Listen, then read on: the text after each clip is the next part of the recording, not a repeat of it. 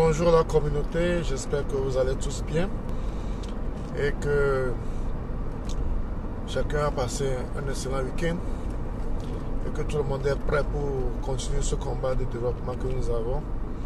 Ce combat qui est noble, ce combat qui consiste à tout mettre en œuvre pour pouvoir développer notre continent et l'Afrique en général. Et la communauté de la diaspora également. Je viens ce matin vous parler des difficultés que nous rencontrons quand nous exerçons dans l'agriculture et en particulier les difficultés que nous rencontrons avec les employés que nous avons dans la ferme. Donc, je vais vous parler d'un cas qui s'est produit tout récemment dans notre ferme. Il s'agit d'un employé que nous avons été obligés de limoger. Parce que quand vous voulez faire des activités, quand vous voulez investir, quand vous voulez évoluer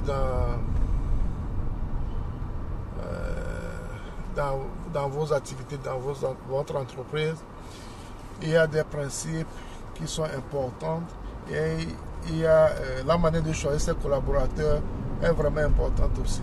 Il faut essayer de prendre des gens qui ont les mêmes visions que vous, les gens qui ont la volonté de réussir, les gens qui veulent travailler. Donc ces genres de personnes sont nécessaires pour développer vos produits, votre entreprise. Nous avons engagé un monsieur qui est dans la ferme avec sa femme. Et le monsieur, il est en période d'essai pour 3 mois.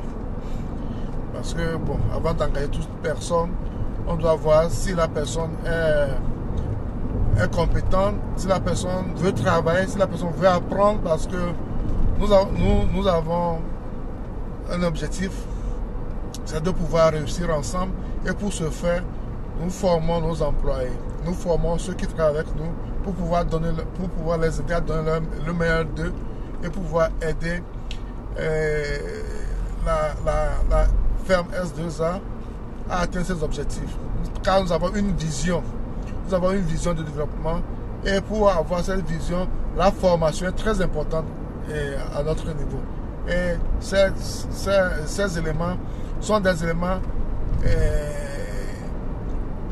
que nous devons implémenter quand on veut évoluer et quand on a des visions lointaines pour l'entreprise. Donc, le gars que nous avons engagé, il est arrivé avec sa femme et il est logé et il est en essai de 3 mois. Donc, le premier mois, il n'y a pas eu de problème en tant que tel. Parce que quand il venait, il nous avait dit qu'il avait travaillé dans une ferme. Et il est parti de la ferme. Pourquoi? Il est parti parce que son employeur ne le payait pas son salaire. À chaque fin du mois, il a des problèmes de prendre son salaire. Et nous l'avions dit, à notre niveau, il n'y aura pas ce genre de problème. Parce qu'on s'engage à te verser ton salaire chaque fin du mois. Quand le moment arrive, tu auras ton salaire. Pour ça, t'inquiète. Une seconde. Pour ça, t'inquiète. Ton salaire, tu l'auras à chaque fin du mois. Et on ne veut pas que le problème que tu as eu de l'autre côté, tu l'aies à notre niveau. Donc, on s'engage à te verser ton salaire à la fin du mois. Sans problème. Donc, quand on l'a engagé, une semaine après, il nous faisait savoir qu'il devait... que sa femme a perdu sa maman et sa femme devait se rendre dans leur village pour les cérémonies. À peine une semaine, nous l'avons engagé. On a dit ok, il n'y a pas de problème. Nous l'avons donné, il nous a demandé de lui faire des avances de fonds. Nous n'avions pas fait d'avance de fonds. Nous l'avons donné plus de la moitié de son salaire. On n'a pas fait d'avance, on a donné plus de la moitié de son salaire comme cadeau pour lui montrer notre bonne foi parce que nous on veut travailler avec lui et il est dans le besoin, on veut l'aider. On l'a donné plus de la moitié de son salaire. Donc, il a remis ça à sa femme, elle est partie.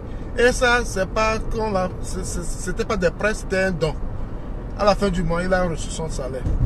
Okay. Le premier mois, tout s'est très bien passé. Le deuxième mois, quand il a eu son salaire, le même jour, quand il a eu son salaire, il a quitté la ferme. Il est parti boire à côté, il a abandonné la ferme, il a laissé sa femme sur la ferme. Il est parti boire et malheureusement pour lui, le gérant avait oublié quelque chose, le gérant est revenu dans la ferme et on voit qu'il n'est pas là. Et quelques temps après, il est arrivé saoul et au gérant de lui poser des questions par rapport à son attitude, il s'est enflammé, il a commencé par insulter le gérant, dire tout ce qu'il veut. Le gérant s'est énervé, mais il a gardé son calme. Et il y avait aussi d'autres qui travaillaient sur le chantier. Ils ont dit au gérant ils disaient au gérant de laisser tomber, que c'est sous l'effet de l'alcool, de laisser tomber, que quand l'alcool va passer, ils vont voir ça. Et le gérant est retourné. Le gérant était obligé de passer la nuit là-bas parce qu'il n'était plus dans ses états. Donc, et le lendemain, le gérant l'appelle. Avant de l'appeler, le gérant l'a dit, parce que quand il venait pour le contrat, il est arrivé avec un de ses oncles. Le gérant lui dit d'arriver avec l'oncle, parce qu'ils doivent parler. Donc il appelle l'oncle, l'oncle vient, le gérant est là, et il parle du problème, et le gérant s'explique. Et son oncle l'a vraiment sermonné le jour-là, parce qu'il était contre ce qu'il a fait. Et son oncle a demandé pardon en son nom, lui aussi a demandé pardon, et qu'il ne va plus le refaire, tout ça là. Et on a dit c'est bon, il n'y a pas de problème. Et au gérant de lui dire qu'avec ce qu'il a fait, lui il a perdu son estime envers lui, donc il sera en observation. Parce que actuellement il est en essai, il commence comme ça, et parce qu'il a eu l'argent, il s'est enflammé, parce qu'il a l'argent sur lui, il est devenu autre chose, donc on va l'observer, parce que son attitude était à déplorer. Ok, donc ça s'est passé comme ça le deuxième mois, parce que le premier mois, il n'y avait pas eu de problème. Donc, à la fin de ce mois, à la fin du mois de... Nous sommes en mai, ouais, et à la fin du mois d'avril, à la fin du mois d'avril, il reçoit encore son salaire. Donc, avec ce qu'il avait à faire avant, le gérant a comme une intuition, le gérant lui remet l'argent, et le gérant n'était même pas parti, le gars sort, dit qu'il va arriver dans quelques instants. Il sort, il revient saoul encore, il revient ivre d'alcool. Au gérant de lui poser des questions, pouf, le gars s'enflamme encore. Et s'enflamme, il fait du n'importe quoi. Et le gérant était énervé, le gérant lui dit, ok, avec ce que tu viens de faire,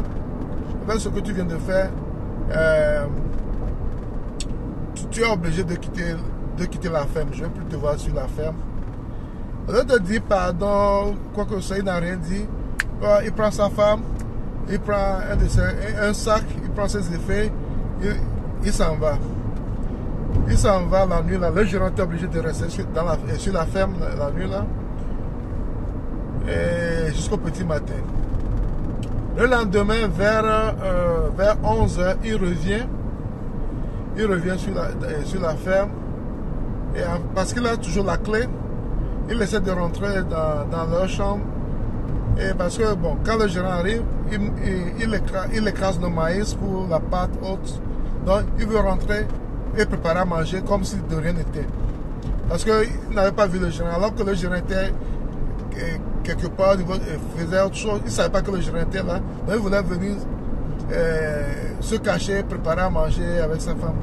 Et on a fait appel au gérant. Le gérant arrive. Et le gérant lui dit, non, tu ne peux plus être sur la ferme. On ne veut plus te voir sur la ferme. Et en temps, le gérant était parti à la gendarmerie, prendre une convocation pour lui. Parce que on ne veut pas qu'il revienne faire autre chose et qu'on ait des problèmes. Donc le gérant était parti à la gendarmerie, prendre une convocation pour lui. Parce qu'entre-temps, quand il avait bu, le gérant parlait, il a dit de partir. On avait acheté un portable pour le travail, sur lequel on peut le joindre régulièrement. il prend le portable et il jette ça avec force par terre, il casse le portable. Ça, c'est un. De deux, nous avons un champ de manioc. Qu'est-ce qu'il fait? Quand le gérant n'est pas là, il va au fond du champ et il creuse, il enlève le manioc et après tout, il met la terre sur ça et il prépare avec sa famille, il mange. Donc, en plus d'être soulard, d'être irrespectueux, il vole. Il vole. Donc, c'est pourquoi le gérant était parti à la gendarmerie pour prendre une convocation, parce qu'on ne veut plus le voir sur le terrain, parce que on ne peut pas démarrer une ferme, avec des gens qui volent, avec quelqu'un qui vole, on lui confie la ferme, il vole, il boit, il devient irrespectueux. Donc, alors qu'on investit de l'argent, beaucoup d'argent là-bas. Donc, pour ça, et quand il est revenu, le gérant lui remet la convocation, parce que le gérant lui dit,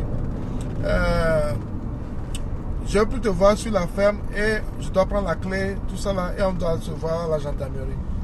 Il a commencé par demander pardon. Et par rapport à cela, et le gérant lui dit, ok, c'est bon, je reprends la convocation à ton niveau et j'irai à la gendarmerie. Leur dit qu'on s'est arrangé à l'amiable. Donc c'est pour vous dire, mes frères de la communauté ou mes soeurs de la communauté, si vous voulez investir dans l'agriculture, vous aurez ce genre de problèmes. Vous aurez ce genre de problèmes. Ce genre de problèmes ne doit pas vous arrêter, doit vous permettre, et je vous le dis parce que pour que vous soyez prêts, et pour que vous savez, pour savoir ce qui vous attend et vous préparer en conséquence. Heureusement pour nous que nous avions au moins une personne qui travaille avec lui aussi, pas de façon permanente, mais qui travaille avec lui également, plus une autre personne que nous sommes en train de recruter. Donc, quand ça s'est passé, la personne qui vient d'une manière temporaire a pris sa place automatiquement. Et c'est pour vous dire que si nous n'avions pas une personne sur qui compter just in case something like that happen, ça veut dire que nous devions être en problème actuellement. Ça allait bloquer tous les programmes du gérant, parce que il a fait des courses administratives au niveau de Lomé, au niveau de la ville, et avant d'arriver à la ferme pour les ravitaillements, tout cela. Donc, si nous n'avions pas eu cette personne, ça veut dire qu'actuellement nous serions bloqués au niveau de la ferme. Parce que ça ne sert à rien d'engager beaucoup de gens actuellement, comme nous sommes en phase de démarrage. Donc on doit limiter nos dépenses. Donc on essaie de voir dans quelle mesure le faire. Mais malgré ça, vous devez être préparés en conséquence, car ces choses peuvent vous arriver également.